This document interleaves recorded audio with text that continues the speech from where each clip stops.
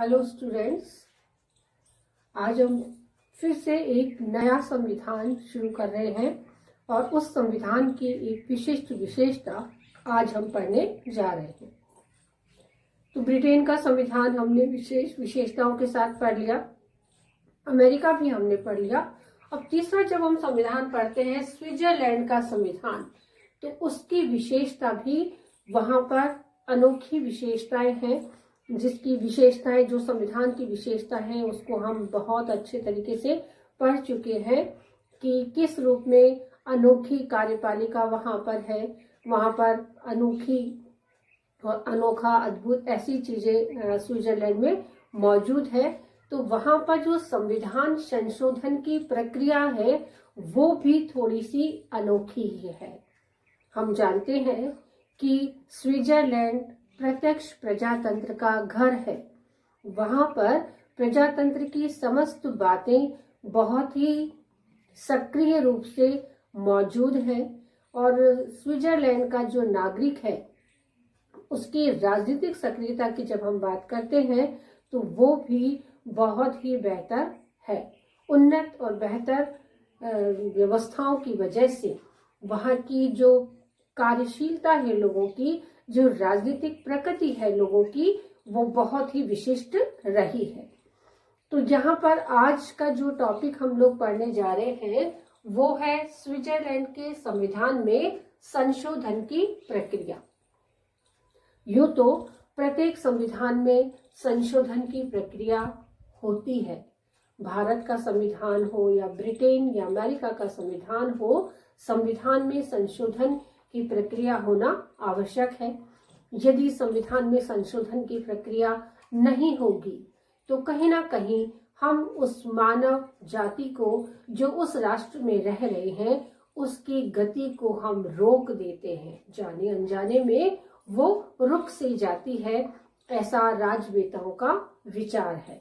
अतः संविधान में संशोधन होना आवश्यक है, क्योंकि जैसे जैसे परिस्थितियां बदलती रहती है तो बदली हुई परिस्थितियों में संविधान में संशोधन होना बहुत ही आवश्यक है।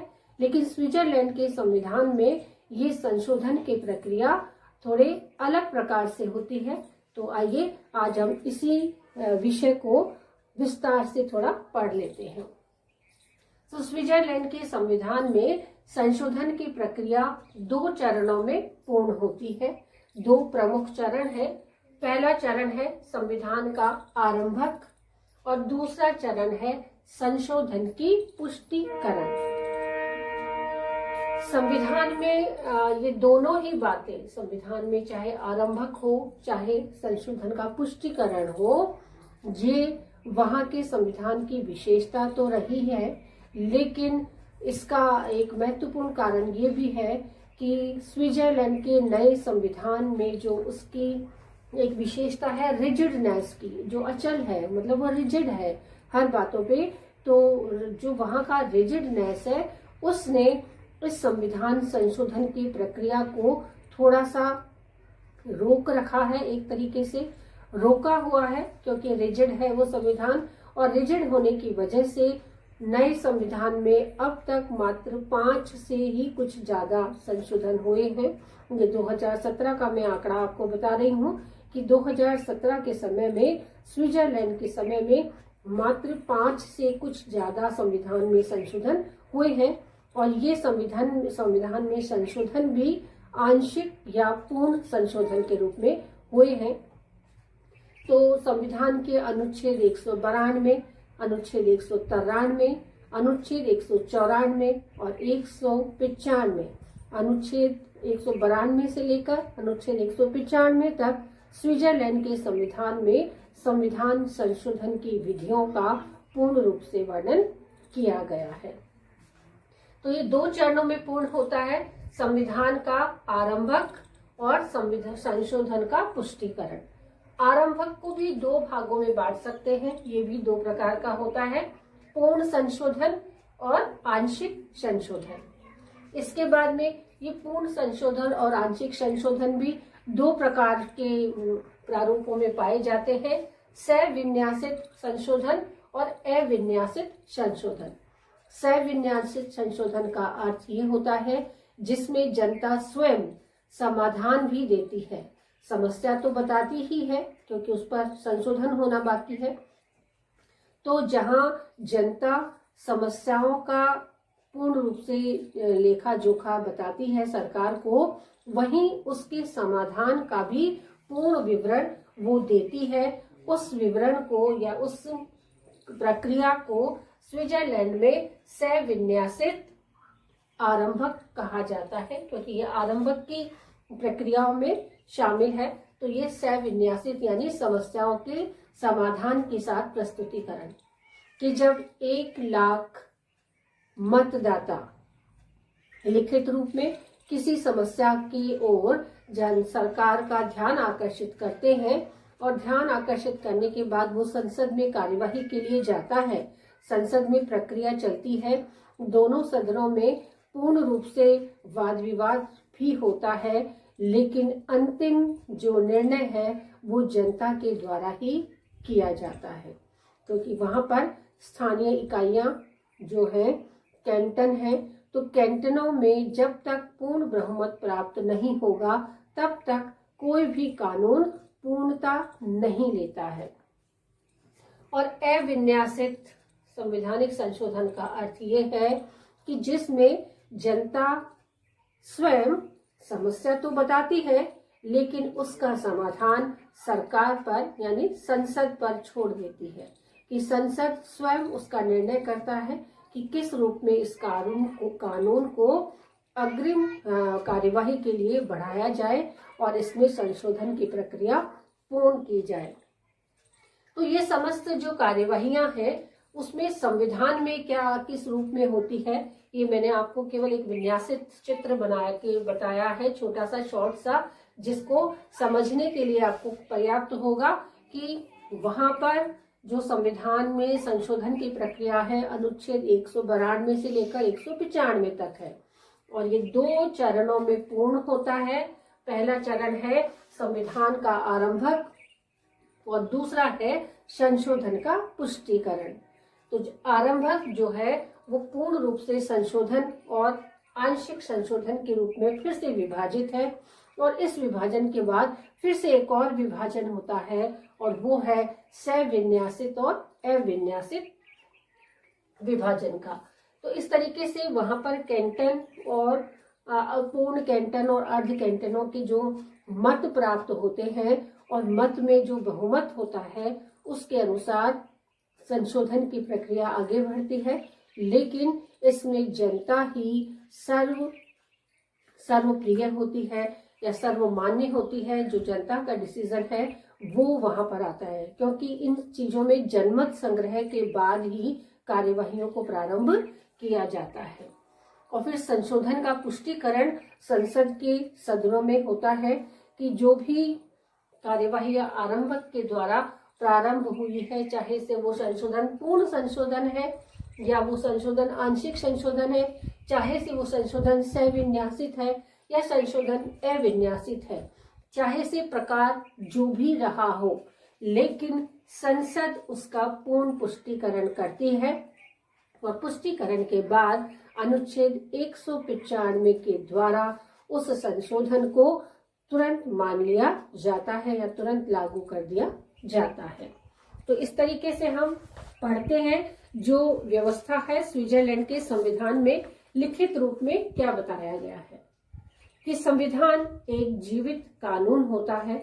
संशोधन प्रक्रिया द्वारा संविधान का विकास होता है, अन्यथा संविधान गतिहीन बन जाते हैं। आलेख रूप में स्विस संविधान की महत्वपूर्ण विशेषता उसका अचल या रिजिड होना है।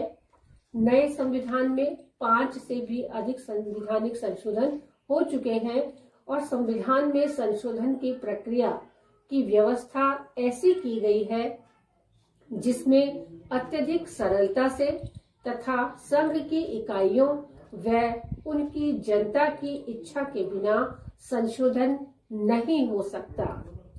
स्विस संविधान में संशोधन का आरंभ किस प्रकार से होता है, कुछ चरणों में हम लोग उसको पढ़ते हैं। तो ये चरण क्या है संशोधन के आरंभक के? तो आरंभ किस प्रकार से होता है? स्विस संविधान में संशोधन प्रक्रिया के 2 चरण है। नंबर 1 है संशोधन का आरंभ और नंबर 2 है संशोधन का पुष्टिकरण। संशोधन प्रक्रिया का प्रथम स्तर संशोधन के आरंभ का होता है। यह भी 2 प्रकार के होते हैं, पूर्ण संशोधन व आंशिक संशोधन। नए संविधान के अनुच्छेद 192, 193, 194 व 195 में संघीय संविधान में संशोधन की प्रक्रिया का उल्लेख किया गया है। अनुच्छेद 192 के अनुसार पूर्ण या आंशिक संशोधन किसी भी समय किया जा सकता है, जबकि संविधान संशोधन के लिए अन्य स्पष्ट प्रावधान का पालन अपेक्षित न हो। संशोधन विधायी प्रक्रिया से ही पूर्ण किया जा सकेगा। यदि हम पूर्ण संशोधन की बात करते हैं तो अनुच्छेद 193 के अनुसार पूर्ण संशोधन प्रस्ताव जनता द्वारा या संसद के किसी भी सदन द्वारा प्रस्तुत किया जा सकता है। जनता के पहलू पर सदनों की असहमति पर जनता ही तय करेगी कि पूर्ण संशोधन किया जाए अथवा नहीं। संविधान के अनुच्छेद 138 द्वारा पूर्ण संशोधन हेतु 1 लाख नागरिक जिन्हें मतदान का अधिकार प्राप्त है संविधान में पूर्ण संशोधन का प्रस्ताव रख सकते हैं।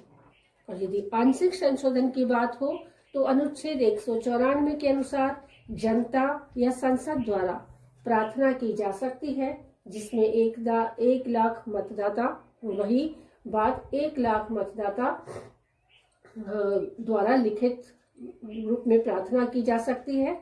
जनता इसे सविन्यासित यानी समस्या के साथ समाधान भी प्रस्तुत कर सकती है और अविन्यासित यानी कि समस्या के साथ समाधान संसद पर छोड़ देती है। इस पर पूर्ण कार्य संवैधानिक कार्यवाही के बाद स्विस संविधान में संशोधन प्रक्रिया का प्रथम चरण यानी आरंभक या प्रस्तावना संपन्न हो जाती है। दूसरा चरण जो है संशोधन का पुष्टिकरण, तो संशोधन का दूसरा चरण पुष्टिकरण का होता है, जिसमें जनमत संग्रह से जनता द्वारा स्वीकार किया जाए। संशोधन तभी पारित माना जाता है जब बहुसंख्यक कैंटनों द्वारा तथा उनकी जनता के बहुमत द्वारा उसे स्वीकार कर लिया जाए। संशोधन को पारित समझे जाने के लिए आवश्यक है कि कम से कम 20 जो वहाँ की मुख्य कैंटन है और 6 जो वहाँ पे अर्ध कैंटन है, उनमें से 12.5 कैंटनों द्वारा उसे स्वीकृत किया जाए। यानी वोटों की जब बात होती है तो पूर्ण कैंटन 20 में से 12 और 20 और 6 अर्ध कैंटन को जो आधे आधे उनके वो माने जाते हैं वोट, यानी कि 26 में से 12.5 कैंटनों द्वारा उसे स्वीकृत कर लिया जाए। अनुच्छेद 195 के अनुसार निर्धारित प्रक्रिया के अनुसार पूर्व अथवा आंशिक संविधान संशोधन को जनता एवं कैंटनों की स्वीकृति मिलने के बाद यथाशीघ्र लागू कर दिया जाना चाहिए। तो संवैधानिक व्यवस्था यही है कि जो भी कार्यवाहियां संविधान के द्वारा प्रदत्त की गई है, लेकिन स्विट्जरलैंड के संविधान में जनता चाहे से वो अर्ध कैंटन की हो चाहे से वो पूर्ण कैंटन की हो, जब तक उनका बहुमत संसद के समक्ष नहीं आ जाता तब तक वो कार्यवाही पूर्ण नहीं होती है। और जैसे ही उनका बहुमत आ जाता है, यानी कि संशोधन का पुष्टिकरण हो जाता है जनमत संग्रह के द्वारा, तो फिर उस कानून को शीघ्र संशोधित करके लागू कर दिया जाता है।